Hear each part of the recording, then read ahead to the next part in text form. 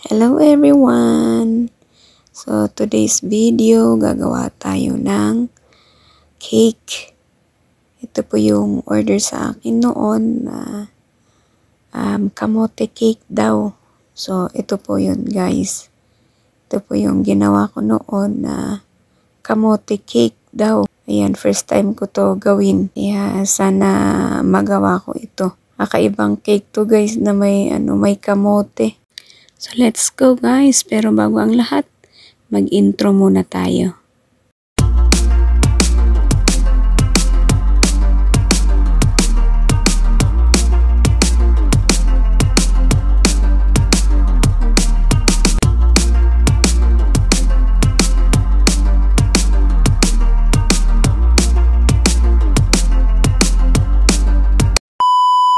So ito ang ingredients natin, boiled kamote.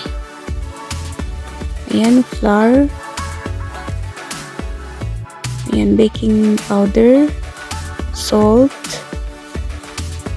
Ayan, egg.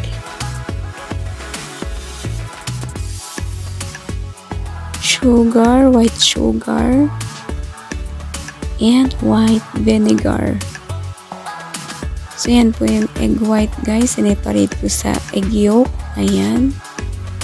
So, ayan na po yung egg white. Naging merang na siya. Ayan, ganyan po yung itsura niya kapag na-whip po yung egg white. Ayan, parang icing lang din yung itsura niya. So, ayan guys, yung mga ingredients, pinaghalo-halo ko na lang. Ayan. So, imimix natin yan guys. Ayan.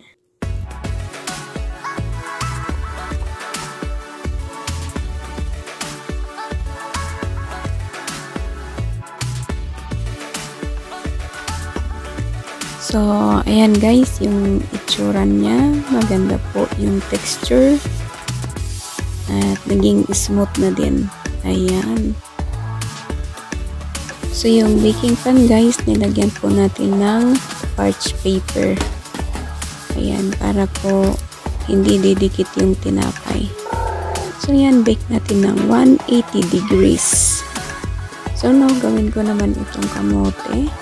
Gumamit po ako nito ng gadgaran para maging smooth siya. Hindi ko po na-videohan guys. So, sorry. Ayan. So, ganyan po guys yung itsura niya. Hindi ko rin na-videohan kung paano ko niluto ito. Kasi nakalimutan ko guys. Pagpasensyahan na lang po. Kasi siguro sa susunod ma-videohan ko rin ito. Kasi iba din po yung ingredients nitong kamote. Ayan.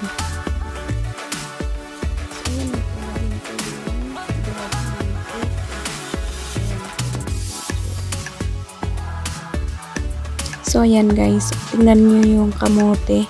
Yun po yung nilagay ko doon sa gitna ng tinapay ng cake. Ayan. Kasi yan po yung order na sinabi ng nagpagawa ng cake. So, yan po yung sinunod natin. So, ayan guys, nilagyan ko din sa top kasi yan po ang instruction ng customer natin. So, ayan po. So, ayan na din guys, nilagyan ko na din po ng icing. Charan! Ayan, ganyan po yung itsura niya guys. Ayan, hindi ko na din na-videohan kung paano ko nilagyan ng icing. Ayan, so, yan po yung naging itsura ng cake natin, ng kamote cake. Ayan, so mataas siya guys. 4.5 yan ang taas niya. Kasi ang order nung ng customer is 5 inches. Pero hindi ko pinabot ng 5 inches kasi 5 inches po yung box ng cake. Pag pinabot ko ng 5 inches is wala po, masasagi po yung icing po niya sa taas. So, ayan, hanggang 4.5 lang po. Pero mataas pa rin siya. Ayan. At least, satisfied siguro yung ating customer dito. Ayan, so yan po yung kanyang itsura. Ayan. Looks yummy. Pero actually guys, masarap itong kamote cake. Yung may kamote sa gitna. Yung tawag dun, filling. Ayan. Masarap po talaga siya. So, ayan, nilagay na natin sa box. O, diba?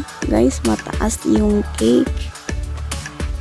Ayan, konti na lang o aabot na sa taas.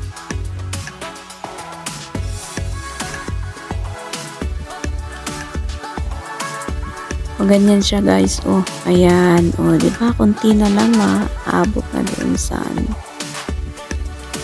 edge ng box.